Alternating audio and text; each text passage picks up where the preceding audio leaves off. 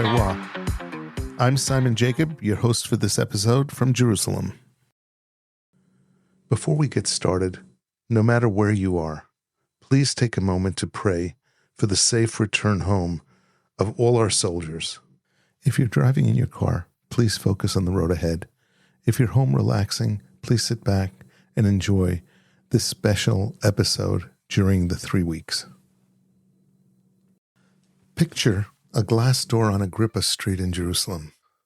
Footsteps from the noise and the spice of Mahane Yehuda.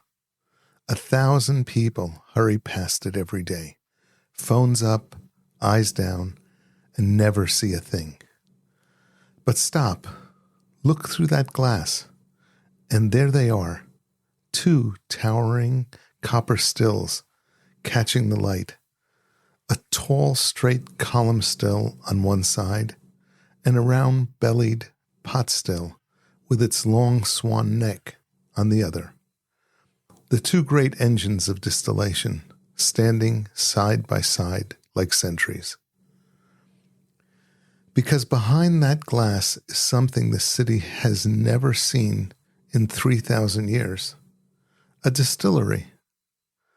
The first in the history of Jerusalem. Welcome back to the Kosher Terroir. I'm your host, and today we're pouring something different. We talk a lot on this show about grapes and ground, about the way a place ends up in a glass. But today, we follow that idea past the vineyard and into the still. My guest is Michael Ginnosaur, CEO of Thinkers Distillery, a Jerusalem house with a philosophy as bold as its spirits. Their motto, Spirits Furthered. The neck of their label quotes Pirkei Avot. Who is wise? One who learns from every person. How often does your vodka bottle cite a Mishnah? And those 2 stills in the window aren't just for show. The column still gives you purity and precision, and the pot still gives you soul and character. The thinkers put both in the front window because they intend to master both. The stories that come out of them are extraordinary. A vodka built on the finest wheat from Champagne, blended with water they literally pull out of the air over Jerusalem. A gin distilled with rose petals and strawberries, and a bourbon called Dew of Bedola, named for the man that fell with the morning dew with Bnei Israel in the desert. It was distilled in America, aged at sea on a rocking crossing of the Atlantic, then left to breathe 3.5 years in the salt air of Haifa. We'll trace it all, where thinkers began, the thinking behind the name, what actually makes these spirits special, how you build a world-class distillery in a city that emptied out through a pandemic and a war, and where Michael wants to take it next. So pour something you love, settle in, and let's think and drink together. Michael Ginnosaur, welcome to the Kosher Terroir. So how are you? I'm good. Pleasure. Shalom Bracha. Did you just arrive? I came in yesterday. Okay. Yeah, I'm back and forth. I've been with the company from inception. Yes. And we've gone through a lot of different phases, and from the get-go was always kind of our intention to export market to the US. Okay. So obviously we're doing a lot of work. Well, that's the market, right? Yeah. That's 100% the market. Yeah. Obviously we have to be successful in Israel. Right. We're doing a lot of stuff in Israel, but so it was always kind of in the works of the US. And then we started exporting about 3 years ago, and we're always looking for someone, because, for instance, here in Israel, I've got a distributor, Hakerem. Yeah. I don't know if you know them. Yeah. Right? But in Israel, the law allows the distributor to be the marketer, the importer, the warehouse, like everything. So it's like a one-stop shop. In the U.S., three levels, three-tier system. And nowadays, the whole distribution company is kind of, they don't do much. It's like they'll take orders, they'll supply it. all the rest is on the brand. Right. So after a long time that we're looking for someone, he said, okay, no one's going to do it better than one of us. And I've got a partner, and he's based here in Jerusalem, so he takes care of the business when I'm gone. And I'm over there, and I'm supporting the distribution, back and forth. Okay. So thank you very much for being on the Kosher Terroir. I want to at least, introduce you. Michael, your last name is Ginnosaur? Ginnosaur. You could pronounce it Ginnosaur if it's good. If it's good for spirits purposes. That's actually not bad. That's not a bad marketing ploy. Exactly. Okay. Very cool. You're born and raised here? I was born in the U.S., but in California. Okay. But my mother's American, my father's Israeli. He was working for Intel at the time in California, in San Jose. Okay. I was born there, but I made Aliyah when I was very young, and I grew up in Israel. But I'm always back and forth because most of my family's in the U.S. So tell me, how did Thinkers come about? I love the name. I love the concept behind it. Tell me a little bit about it. I think so. When the idea of Thinkers came into life in around 2018, there was basically, we're a group of people from different parts of the industry. I've been in the spirits industry for the last 20 years. I'm going to talk about that a little bit later. But some of my other partners are not necessarily that had anything to do with the spirits industry, but they all had the same mind of how do we do something that that kind of combines Israel, alcohol, but in a high level, not trying to do something like a novelty, not trying to do something just on the low end, but really being something spectacular. The same way we've seen kind of the wine industry develop and going to fabulous wines, but on the other hand, seeing, startup nation companies. Yeah. Try to combine those two. And the idea of Thinkers, and that's kind of the name goes into it, is that Israel is never going to be your perfect ideal place to set up a spirits company or a distillery, for that matter. We don't have the grains, we don't have the water, we don't have the resources, we don't have the heritage, none of it. Mm-hmm. What we do have here is a lot of chemistry, a lot of technology, a lot of advancements that we can harness, that we can use. And by combining those two things, we can now kind of eliminate the not living in the glens of Scotland and not being outside in Kansas with having all the limestone water, and take advantage of what we can do to produce exceptional spirits. Because I was mentioning that earlier. Same thing that happened to the wine industry, and that's also kind of happening to the beer industry, mm-hmm. of really producing exceptional products. And that's not, when in 2018, that wasn't the case in the spirits industry. Yep. The spirits industry in Israel for a long, long time was only simple. 999, like brandy from Carmel or what have you. That's a good level. Yeah, you got all the different mixed araks, and you've got just really, really entry level, simple spirits.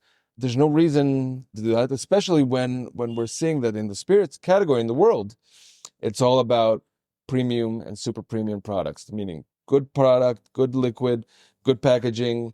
That's where the market is. That's where the share is. So kind of combining all of that, we saw a good business.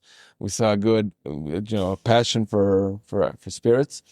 And like I was saying, I've been in the spirits industry for most of my adult life. I started off by making homemade arak, mm-hmm. fruit flavored arak for that matter.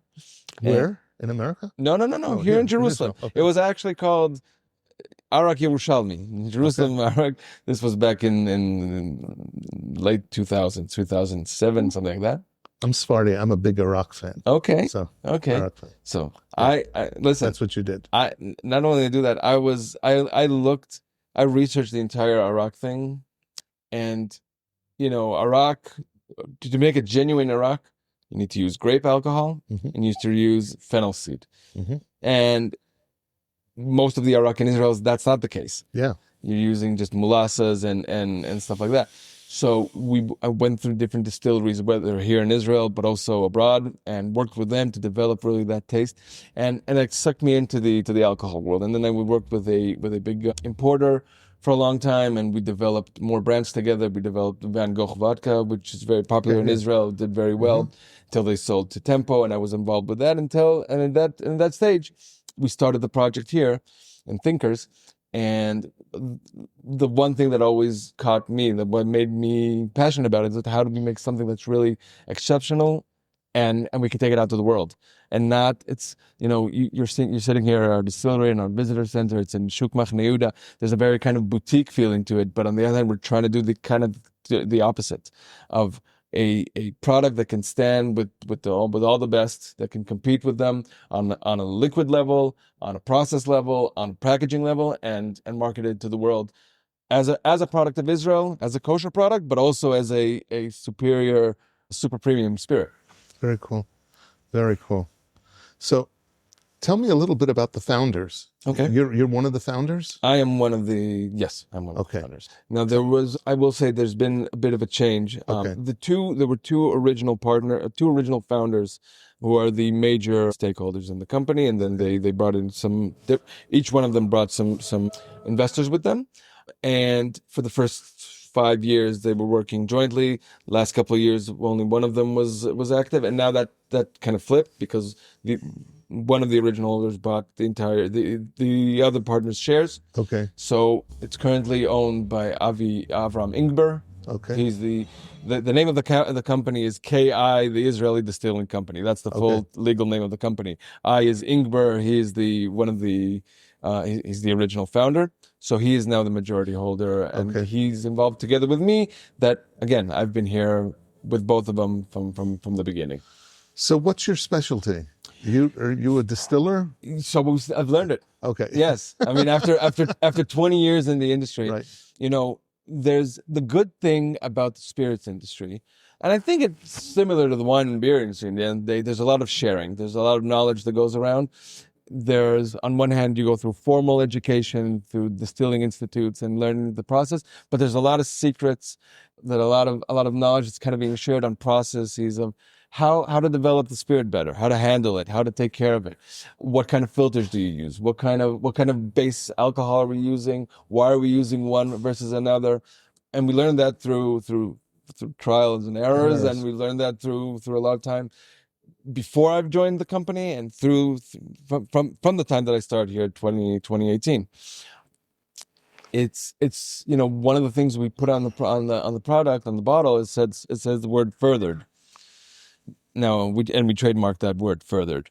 Okay. And the idea is that we're always kind of looking for a better way to do something. So we found out something that we're very happy with. The type of grains, the type of GNS that we're using, the type of wheat, what kind of filters we're using. If I end up finding a better way of doing it, or finding a better way to develop the product, that's my goal. Okay. How am I gonna make it taste better?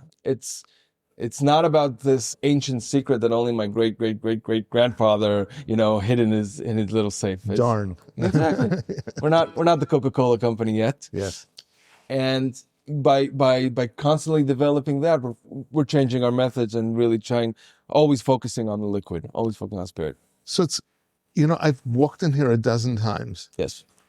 And I've never noticed that not only do you have one type of still, you have both types of stills. Correct. It's like crazy. There it is. I didn't, I was going to say which type of still do you use, and I looked and I said, you got both. Both. Exactly. Exactly. You have a pot still and a column. Correct. And it's unbelievable. So that's cool. The whole still was really designed especially for this space. Yeah. Now, take it for granted, this is a residential area, yes, or semi-residential area, because it's not a fully industrial houses area. Above you. There's houses above. So there's a lot of limitations of how much alcohol we can store here at any given time, what we could do, and the whole still was configured especially for our location, and that's why it includes both types of stills. So if we wanted to, we can go through a pot still, develop the different, perhaps whiskeys or brandies, something that would go through a relatively low alcohol distillation, or the column that we're using now for the gins mainly and the vodka. Because from the get-go, we want it to be a distillery that does both bourbon, and we'll talk about the bourbon in a little bit, or whiskey for that matter, and vodka and gin, not just one type of product. And we didn't want to limit ourselves, because it's all about chemistry. And it's all about the process. So it's not, for Smirnoff nowadays to start making whiskey, it looks weird because they've been doing vodka their entire life. But it's the same elements. So from the get-go, we wanted to have the ability to do everything. It's interesting because, I've always been associated with wine. Okay, which is fermentation. Yep. This is fermentation plus distillation. I mean, like everything starts out as fermentation of some sort, Right. and then ends up going into distillation. So, very, very cool. It's, I always refer to the wineries as it's like our cousins. We share the same last name. We do different things. Yes. So, I mean, the fermentation is really an integral part of winemaking. Right. How you ferment, at what point, what are you adding, stuff like that. And here, the main focus is not only on the distilling, but what goes after the distilling. Okay. So the filtering, what type of marriage do we do to the water and the ethanol? How do we do it? How long? All those parts of the I never even thought about that. So I want to ask you about that process as well. Okay. Let's get back to the beginning. Yes.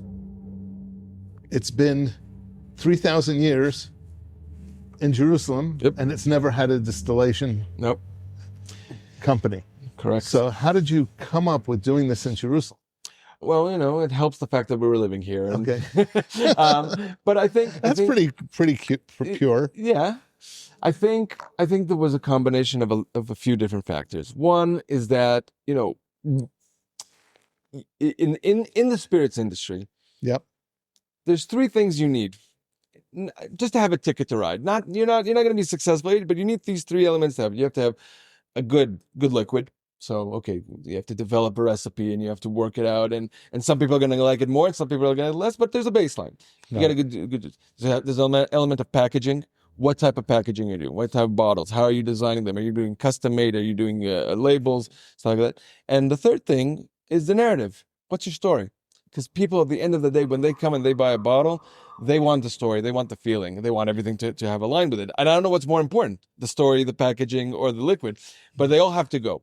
So the narrative was developed from day one, and by being here in Jerusalem in the Mahane Yehuda market, being close to the whole culinary scene that has developed here in the last 25 years, and really kind of the chefs and the cocktail scene, and that whole kind of premium experience of having people wanting to experience a better product, whether it's restaurant, whether it's food, or whether it's cocktail, whether it's a spirit at the end of the day. And that really ties in. We could have set this up distillery in the Judean mountains or anywhere else. It would be much cheaper, I'll tell you that. But the whole narrative, the whole story was, we wanted to showcase what we're doing here, how we're doing it, have it associated with a very urban setting that has a lot of people that can come by, see the place, view it, associate it with the entire surroundings. And Jerusalem was a perfect fit for that. You couldn't do it in Tel Aviv. You couldn't do it in any other place. So that was a bingo for us. Okay. So let me jump back to one of the things you mentioned, spirits furthered. Yes. It's unusual for a spirit brand to have no mountains, no eagles, no founder's name or surname. What was the philosophy? I remember I grew up in the IBM world with a little sign on everybody's desk that said "Think." Okay. Yeah. And then Apple came out and said, think different. Think different. Think has always been something that's keyed in my brain. So to come out with a brand that's called Thinkers is very, very cool. So I don't want to refer to ourselves as the Thinkers because we're not. If we would have been smarter, we wouldn't have started the distillery. We wouldn't have opened it a week before lockdown, before COVID. Yeah, I was going to ask you that too. Yeah, that was fun times. We'll talk about that. Yeah. But the idea of Thinkers, and it's, again, something that's on our bottle. It says, we have the passage that says, "Who is wise? He who learns from every person." Yeah. There's so much knowledge.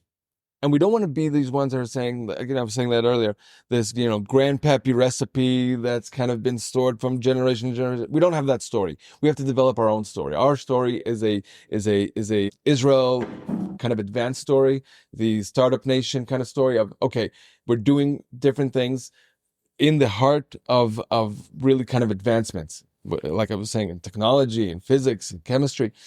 So by Thinkers, we're based on so much. We're taking so much knowledge and incorporating it into the process, into what we're doing with spirits, and again, that's why it ties in great with Jerusalem, ties in great with Israel, with the Jewish state, with a Jewish distillery. and kind of really showing what we're about, what we can do, and how good we could do it.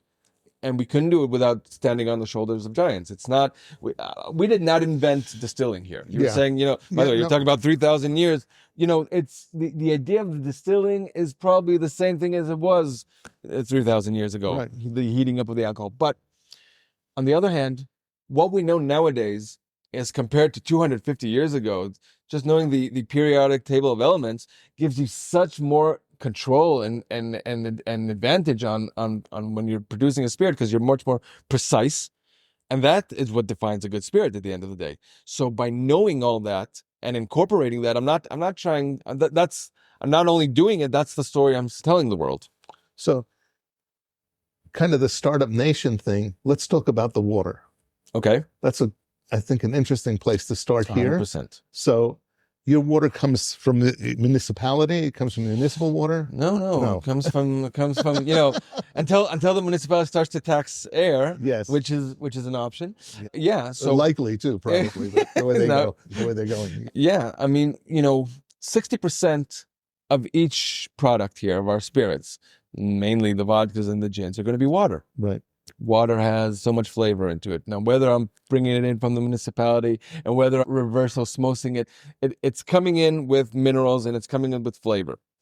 And I don't want that flavor. At the end of the day, meticulously working on my still, making sure what raw materials go in and what the raw materials are to get to the end product. If I bring in water that has a lot of flavor that I don't want, that's gonna overshadow everything. And by using water gen, basically being able to bring in air from Jerusalem without being too kitschy about it. Yeah, no, it's kind of cool. It's very cool, but the idea of it is what counts, because again, I have full control on the flavor of the water that I'm producing. So you actually use a device that sucks the water out of the air. That sucks the air, exactly. It takes the humidity out of the air. Okay. Exactly. And that humidity basically translates into drinking water. Okay. And that drinking water is being captured and goes into our tanks. How much water is that? How much water do you end up capturing? It really depends on the humidity. And I would tell you this, if our distillery was located not in Jerusalem, in Tel Aviv for that matter. You'd be generating a ton. Yeah, our output would have been higher. That is true. But on the other hand, that's one of our water sources we're developing. We'll either have more sites, we'll either have more water sources, but that's one key element that we're doing. And it changes from basically the water is being produced year long. So winter I'm getting less output, summer I get more output, but it's always in the motions. Okay. Cool. But again, the real thing to it is what it enables me. What you can control. I can control the flavor. I can make sure, because I can decide if I want what type of minerals I want in there. If I want to add stuff, if I want to take stuff off, and I can control a precise flavor, because what I'm getting from the municipality can change every day. Yeah. Now again, like I was saying earlier, I could clean it, I could reverse osmosis, but if it's better to start off from a purely clean raw material for that matter. It's kind of funny. That's the Coca-Cola problem, where you drink Coca-Cola in different parts of the world and it tastes differently in different parts of the world.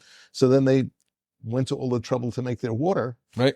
And now they actually charge more for the water than they charge for the Coke. Well, that's the most expensive ingredient. Yeah, it's really kind of. Do you know this? There's the famous story of this restaurant here on the corner, Ima Restaurant. Yeah, sure. So they've been here for dozens of years. Ever since I can remember, and it was a long time ago. and one of their pride and joy is the kube. Yeah. And they set up I don't know, 15 years ago, 20 years ago, they set up a place in Tel Aviv. Yeah. And, because they want to do the same thing. And they're bringing the same petiliot. And they're cooking the same way and the same recipe. And it doesn't come out the same. And time after time after time, they're trying. And until they realize the water in Tel Aviv is different than the water in Jerusalem. Wow. And it changes the flavor dramatically. I didn't know that story at all. That's cool. Yeah. Very cool. So you want to maintain, you want to have, first of all, scalability, but you want to have continuous flavor, and you don't want to just change from batch to batch. In wine, it works. Wine, you put a year on the bottle, and okay, you got it to 2020 versus 2022. Yeah. Right. Spirits, you don't have that. You have to be consistent. Very cool. All right. So your vodka starts out, at least some of it, with this soft winter wheat. Yes. From Champagne, France. Correct.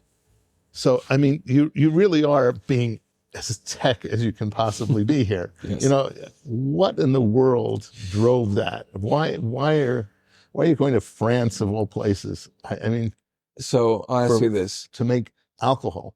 Okay. I mean, if you're making wine, everybody goes to Bordeaux or goes to, wherever. Okay. But go ahead. It's exactly the same. It's the Okay. terroir. Okay.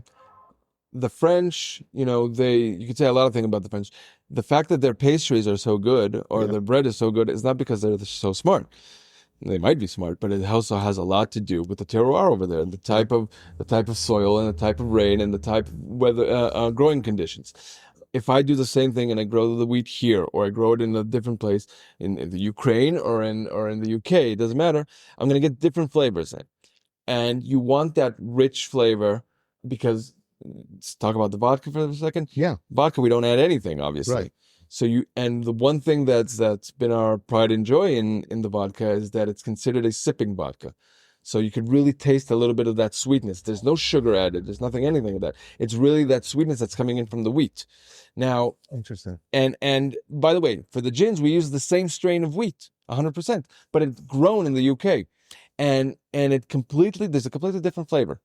Because it's very stereotypical, but the French wheat is going to be spicier. It's going to be a lot more lively, and the UK is going to be dull, a little bit dull. But for the gin, it's perfect. Where you're putting botanicals, exactly, it's fine. Right. Exactly. I don't want the wheat to take the space of the botanicals. In the vodka, it's all about the wheat. It's all about so that that location. That area where we source our stuff, we know that we're getting top of the line raw material. And at the end of the day, there's no lying here. The end of the product, the end product is only going to be as good as the raw materials that you're starting off with. Would you then ever make it using Israeli wheat? I wouldn't. First of all, of course, I wasn't opposed to it. No. I'm asking because if the quality of the wheat, if it gives you a different terroir flavor, yes, then. Does that make sense? Or okay?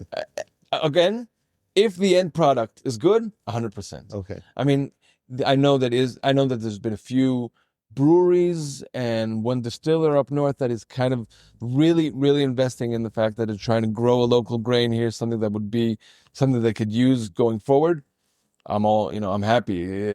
Most of the wheat grown in Israel is pedestrian. Yeah, it's for bread or for whatever. No, it's not even bread. It's for feeding cattle. Oh, right. I mean, sorry. Yeah.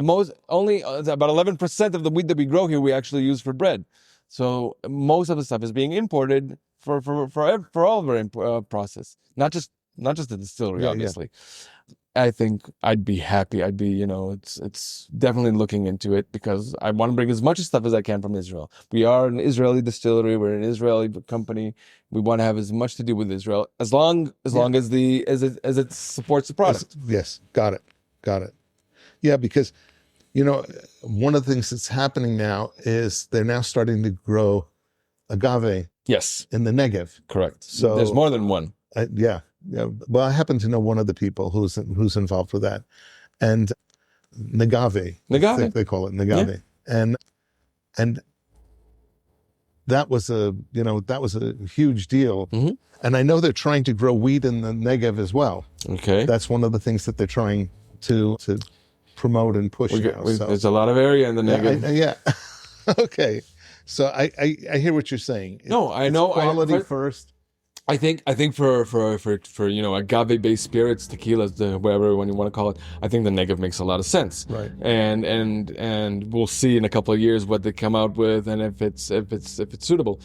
For wheat, we could probably grow everything here. It's a matter of economy at the end of the day. Right. There's I've met a lot of different farmers who said you want to grow this here, we can grow it, but you're gonna need a lot of investment. You're gonna need a lot of the goods. They need a big market for it. If they don't have that market, it's not going to happen. Work. No, I know people who grow blueberries. Okay. Here, but they grow them in buckets and sacks because they can't grow them in the ground because it changes the blueberries. So no, I get it. 100%. You can grow anything you want, but I'm trying to think about it from a perspective of an Israeli terroir. Now, but you still want it to be acceptable to people's taste buds, that it actually works the way you want it to work. I think what the quartet in the wine, Right. what they've been doing and been kind of establishing the appellation and kind of defining that's the first step. It needs to happen in wine, it needs to happen in beer, it needs to happen in spirits. We have to develop the culture here that's really promoting Israeli, terroir in a lot of different ways. You could talk about it from a kosher standpoint. You can talk about it from a quality standpoint. But you need to put the the guidelines of what is an Israeli terroir. And I'm all for it. It's going to take a lot of effort, a lot of time, but we're there for the long run. I got it. You make 2 vodkas. I think. Now you make more. No, so we You had a 40 and a 52%. So that was the initial. Yes, we planned to make we never really released the 52%. Okay. It was in the works. It was in the making, and then we decided to put a hold on it. It might come back.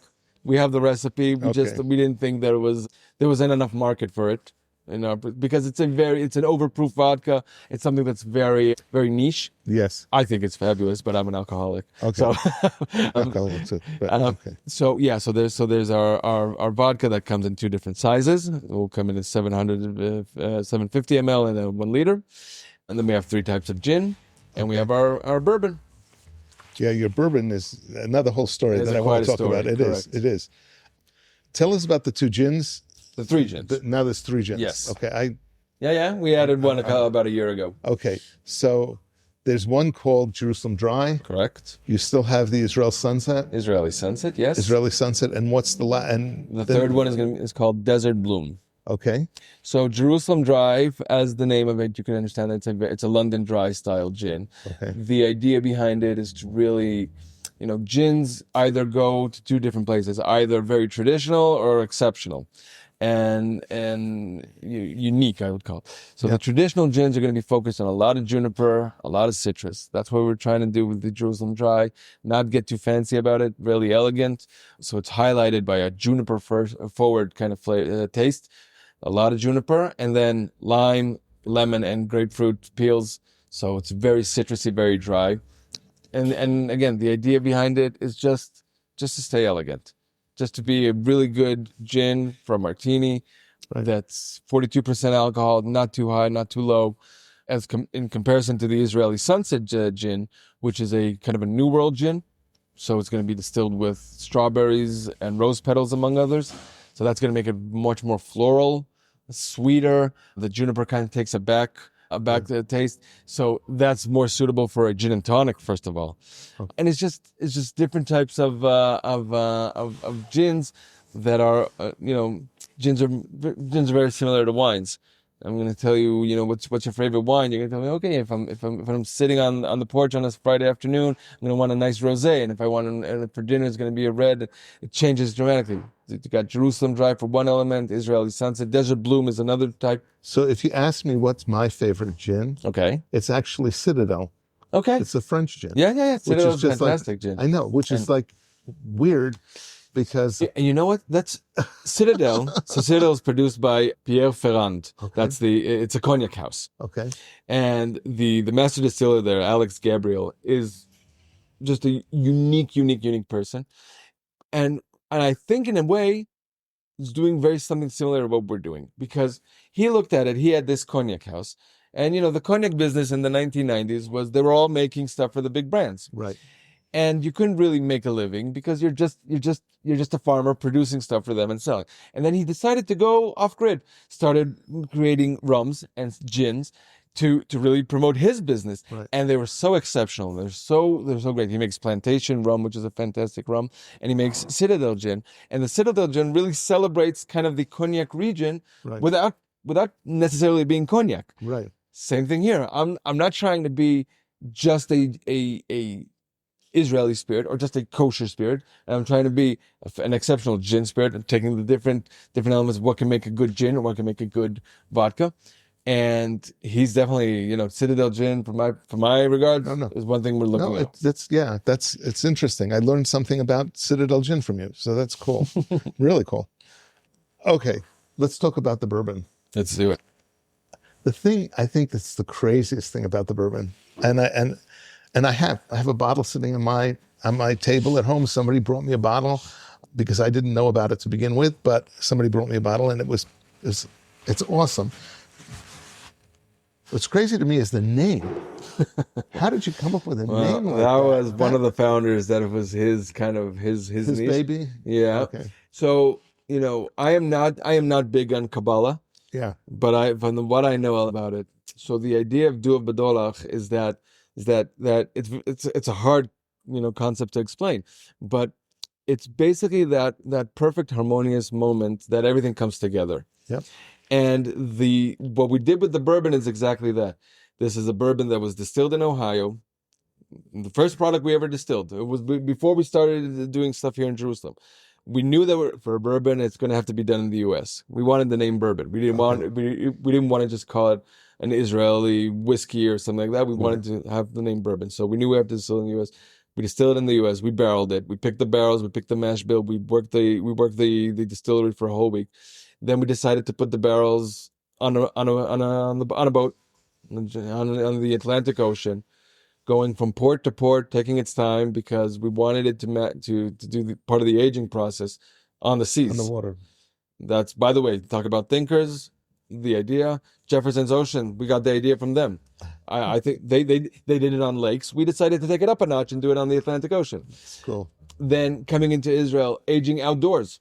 Not aging in a regular rick house, but aging it by the sea, by the Mediterranean Sea, outdoors.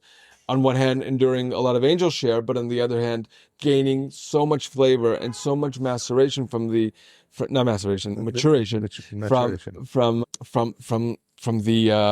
sun. From the temperature changes between day and night. And then blending it and then watering it down to 47%. So all of that kind of special things, and all happened in different times, all came together to one single barrel expression that we're featuring now. I don't, this is one run that was done, and I don't know that we're going to be able to do that again. So the next product might look different, whether it be distilled here in the distillery, whether we do some other type of product. So this is like a one-off.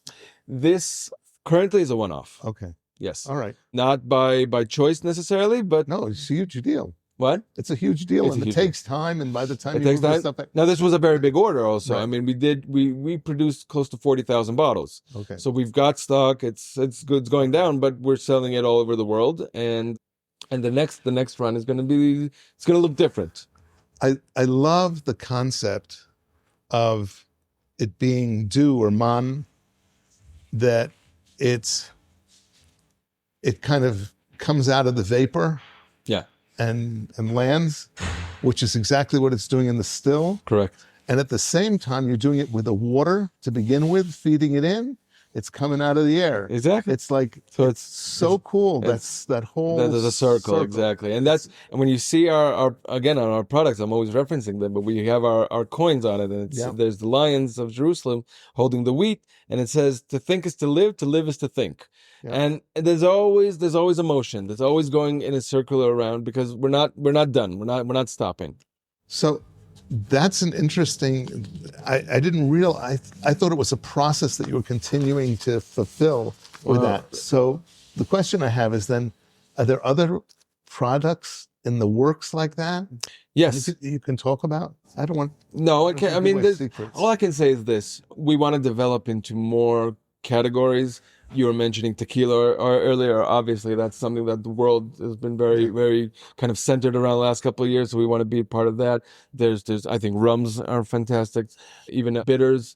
So we're looking to expand more into more categories. There's a lot of wineries are actually bringing out what you call vermouths now. Yes, they're getting into the vermouth stuff, especially. Okay, so for wineries it makes sense. Yeah, I think for distilleries, I think what I would see is, I mean, brandy was always something that I really wanted to do. Yeah. And maybe to co-produce it with one good winery. The problem is again, does it have a market? Right. You want to have a good market fit. So, I can make the best product that I think, but if there's no market for it, it's just a waste. Yeah, there are other people fighting that out right now. So you've got like Pelter fighting it, and you got a bunch of Listen, it's the map of distilleries in 2026 is much better than it was in 2016. Yes, and I'm sure it's going to be bigger. Exactly. Now I'm all for it. We're still what is it, 10 distilleries, 15 distilleries. It's a tiny industry, and we need. I'm in good terms with most of or all of them, and I want we want to develop this thing. I want everyone to be successful, obviously. I think there's a lot of going forward as an Israeli spirits category, as an Israeli distilling, Israeli distilleries, going with that message out, especially on export. Yeah. The type of reception that we get abroad, it gets better and better. And I was saying earlier about the Mahane Yehuda market and culinary, the fact that we have a lot of renowned chefs in the world, it helps us kind of talk about an Israeli spirit in a better way than we used to. Yeah. So my audience is kosher, okay? So, and there's the mavushal debate, yes, and yain nesach debate, but kosher spirits are a totally different halachic animal. I agree. All right? What does kosher certification actually involve with vodka and gin, and especially the bourbon? You don't want to talk about it? No, I don't. I am not the rabbinical institute to the asmachta. I'll only say this. I think that kosher certification on spirits is a non-issue. Okay. I am not here to offend anyone, and I understand all the complications of it, but I think once we don't do anything based off grapes. Okay. And I was going to say, I'm sure you're not going to do anything based off of grapes, because it's just makes your life infinitely more complicated here. One, but again, and if I would be making grape-based spirits, and then I understand the whole halacha and kashrut about it. Once we're talking about spirits, the certification on spirits came to life because of Johnny Walker, not because of real kosher issues. Again, this is my opinion only, and I might be wrong, and I'm happy to talk about it. But the vodka, the gins are all certified. The Shozar whiskey, we don't go through even by if I would go to double barreling into X sherry or X stuff like that, which we don't do currently. I think there's enough. It's not much of an issue in terms of spirits to make an issue out of it. Again, I respect everyone, and people have their opinions and their desires, which is good. No, it's actually interesting. Recently, all of a sudden, beers have come under this whole focus by the hashgachot, because they started mixing in halavi products in order to get the beers to taste different. And that's interesting. Now, all of a sudden, a lot of the hashgachot have come out and said, you can't drink beer unless it's got hashgacha. And it's like, okay. Yeah. All right. I mean, you want a regulation of the system. Yes. Okay. You want people, you want to know, you want to trust what you're buying and what you're drinking. I think you have to, there's an element of thinking for yourself. A lot of people in completely another subject ask us, are you gluten free? Now, that's an interesting question. Exactly. I mean, by distilling, especially if you're talking about vodka or gin, by distilling to 96%, I'm eliminating any gluten. Yeah. But it is made out of wheat, so I can't tell a person, there's no wheat into it. There could be trace amounts. You got to think for yourself a little bit. But yes, to our question, when I tell people, but I regard the product as gluten free. Yes. Okay. Focus at you. You're the CEO now. Yes. Right? So because it was a little, I wasn't sure, but I know on LinkedIn now, you're the CEO. Yes. Okay, whatever LinkedIn means. Thank God for LinkedIn. Thank God for LinkedIn. So I know your spirits and brand strategy business in the back and what have you. What made you go all in for Thinkers? It's part of my nature to be kind of passionate and all in about stuff that I'm doing. And once I start doing it, I get invested. I'm not thinking in any other direction. I think from the get-go, I realized that what we're building here in Thinkers is something that could be built for generations. It's always, when I started in the alcohol business, before Thinkers, I always said, the one thing I want in life is that in 50 years I can see a product that I've been associated with on the shelf. That gives a cool feeling. That is a real cool feeling. I tell people, don't come to the spirits industry because of money. There's better sectors. There's better sectors that pay better. Yeah. But it's a great industry. There's great people in it, and it doesn't matter if it's on the supplier side, if it's on the retailer side. There's a lot of people in this industry. I've been in it for 20 years. There's a lot of passion. There's a lot of fun, and you get to do the things you love, which is I don't take for granted. If I can go to work every day doing something that I love, that's a bracha. And so once I had that option of doing this within Thinkers and being part of it, I've invested myself, and I'm happy. Let's go back to all the different distilleries that are popping up around Israel itself. Yep. In fact, you've got, you have all, there's at least, I don't know, there's at least a dozen. Yep. So the question I have is, are you guys, is it a brotherhood or is it competition? I don't want to view it as competition. First of all, I think because it's still relatively so small, then there's no competition. There should be camaraderie. Again, I can't tell everyone what they do, and I want everyone to succeed. I think that if everyone unites in kind of that kind of mindset of let's show the world what Israeli distilling could be about, I think it's a huge gain for everyone. I'm happy to share ideas and thoughts, and I've been in good relationships with Golani and with a lot of different distilleries, people that I know throughout the years.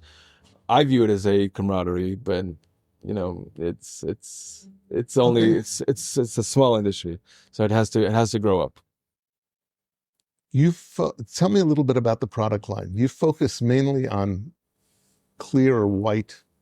I don't think it's a matter of clear or white. I think our focus is on maybe mass market categories. So if we take a distiller like Julius, who's an artist, the guy's is a master in his artist. That's the brandy that I think is crazy. I think he does really great stuff, and I think her stuff he prides himself on using very, very, very, very local grains or local botanicals and any forages stuff himself. That's one approach. He goes to the very boutique artisan type of approach.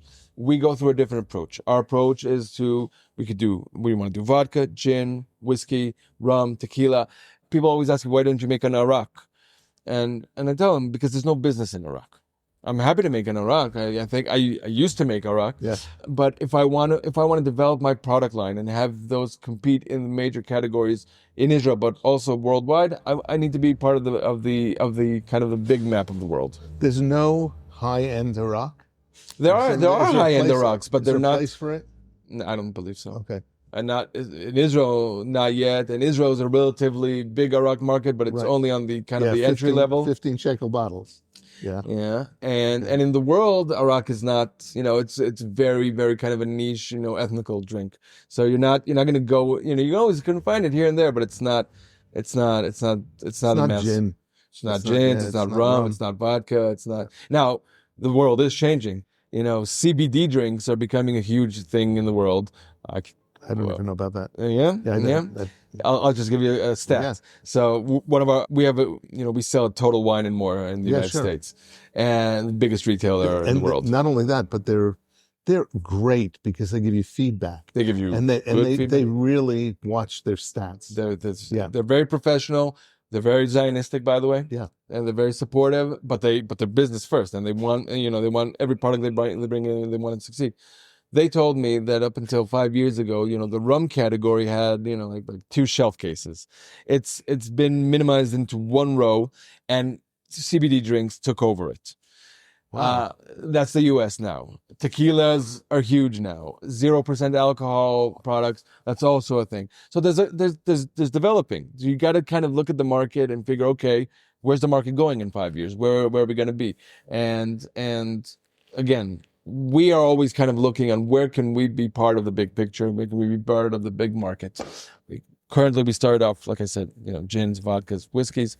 and we're going to expand into categories that we think are appropriate. So that's exactly the question I have. Where does Thinkers want to be in 10 years? Well, on what, like I said, is it Thinkers or is it Michael? But no, Thinkers wants to be a leader in the spirits industry worldwide, not just, I said this to a journalist a couple of years ago when we launched the distillery, and I said, that's our view, that's our vision. You might think I'm crazy, you might think I'm out of my mind. I think that the quality that we can produce here can be in the same level of any product in the world, anyone. And we're getting that reception, especially when our vodka won double gold in the San Francisco Spirits Awards. It was on the first time we've ever submitted the product. And I like I said, I think if you've got the good narrative, the good packaging, and the good liquid, it's a marketing game. Yeah. And you got to have a lot of marketing behind you. You got to push in the right places. You got to be successful in every market you go into. I want to see Thinkers in 10 years in dozens of markets worldwide, and I want to see it on shelves in on trade and off trade and in duty free, and I want to be a household name. That's what I think, and that's what I think Thinkers can be, and that's what Thinkers is pushing for. In the wine trade now, they're facing incredible issues with regard to people pulling back from buying wine, especially younger people, millennials or whatever, whatever you want to call it. Okay. Yes. And it's funny because they immediately relate it to that millennials want to be healthier. They're cutting down their alcohol consumption. And I listen to that and I go,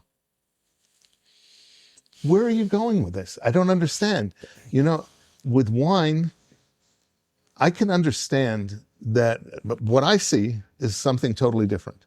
I see a movement towards immediate gratification, that people want something that is Instagrammable. They go into a restaurant, they get a cocktail that's got colors and smoke and everything else, and they've got a glass of red wine that looks like the same red wine, no matter how much you paid for it. Right. Okay?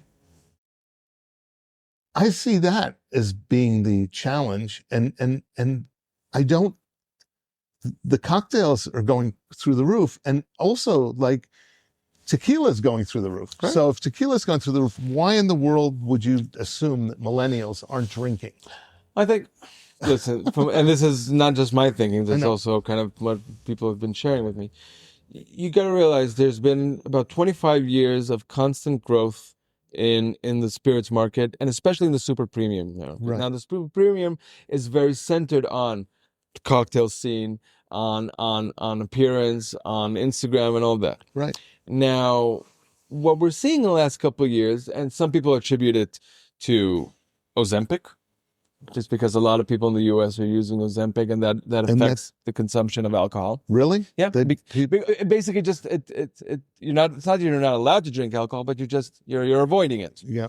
CBD drinks, like I was saying, so people are either smoking weed or drinking weed, for that matter. Wow. And kind of a wellness thing. That's like what type of CBD drinks are there? I mean, like, is there a gin type CBD? No, drink? it's more like breezers. It's like okay. I got it.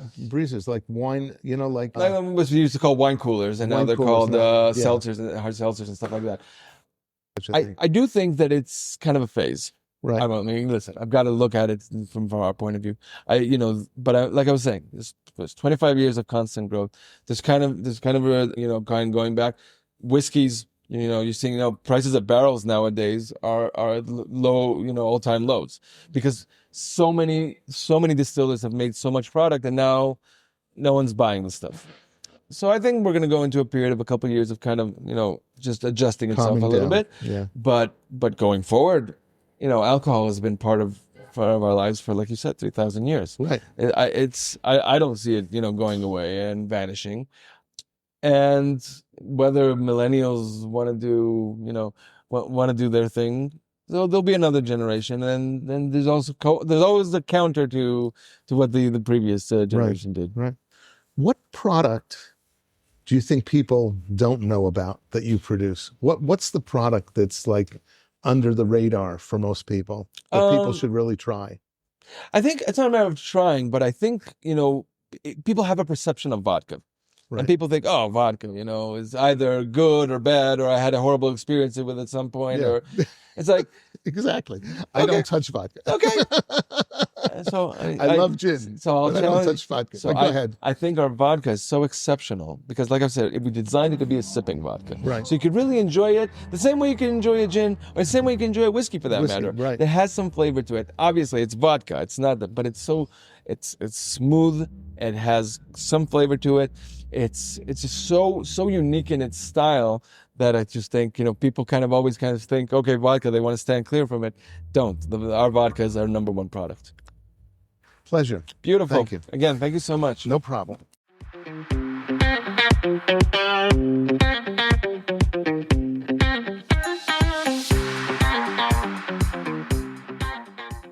This is Simon Jacob again, your host of today's episode of the Kosher Terroir. Please subscribe via your podcast provider to be informed of our new episodes as they are released. If you're new to the Kosher Terroir, please check out our many past episodes.